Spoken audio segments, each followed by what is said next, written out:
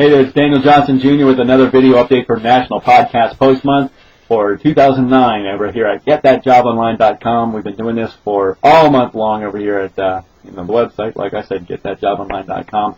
If you would like to get in touch with me, you can do so at GetThatJobOnline.com or send me an email, Daniel at GetThatJobOnline.com. You can hit up the contact page and all that other warm, juicy goodness stuff.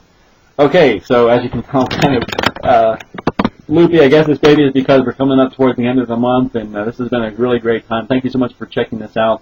All of these video updates are over here at the website, and also they've been posted over at YouTube.com as well. YouTube.com.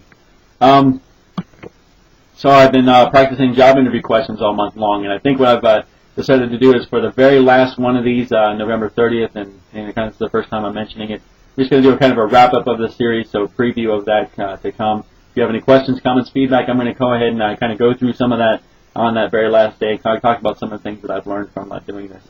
But before we do that, today is the 27th month, and I got another behavioral interview question that might come up in a behavioral interview where you kind of have to, the indicator is, if you're how you did at your past job or your past behavior will be an indicator of future performance. Question today is, tell me about a time when you missed an obvious solution to a problem. Well, since I have a background in IT and in programming, the first thing I thought about is all of those times when I've been trying to debug a certain piece of code, and it just like, man, why in the world am I getting this error, in this code? I've done programming for SQL Server, and also programming while using Visual Basic for applications, both in Microsoft Access and in Excel, for different types of reports that I've had to do in the past.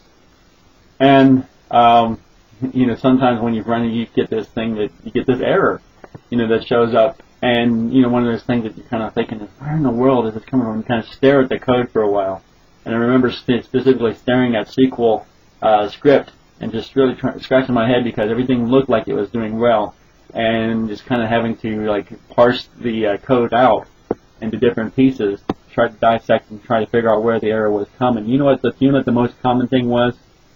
Yeah, a typo or something like a field that was named incorrectly, or something that was commented out that should have been commented, or maybe there was a specific rule that needed to have been followed in order to get it done. But some of that stuff, and any programmers that are out there watching this, you kind of nod in your head, you can probably just think, yeah, I've done that so many times before too. Or, a lot of times when you debug a certain piece of code and you leave something in the code that when it comes time to distribute it, to the general public, you forgot to uncomment something else, and it's one of those things that seems like it's relatively obvious that you just happen to forget because you're so engrossed in the situation at the time.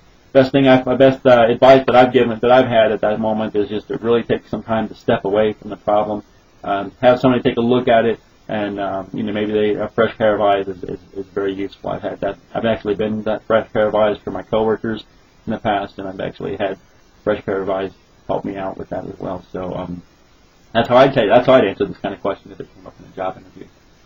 What about you? Do leave your questions, comments, feedback. You can do that at the blog post.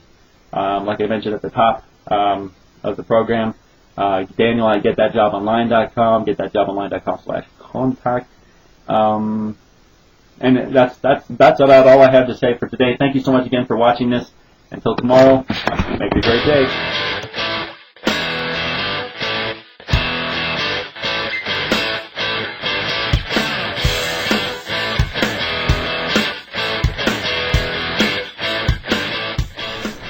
Hey there, it's Daniel Johnson Jr. with another video update for GetThatJobOnline.com for National Podcast Post Month.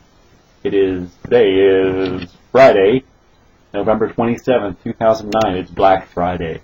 Black Friday. So, maybe you're out shopping, or maybe you're going to be watching this sometime after you come home from your shopping. I don't know why I chuckled. Let me start over, okay? Maybe we would all be better if we did that.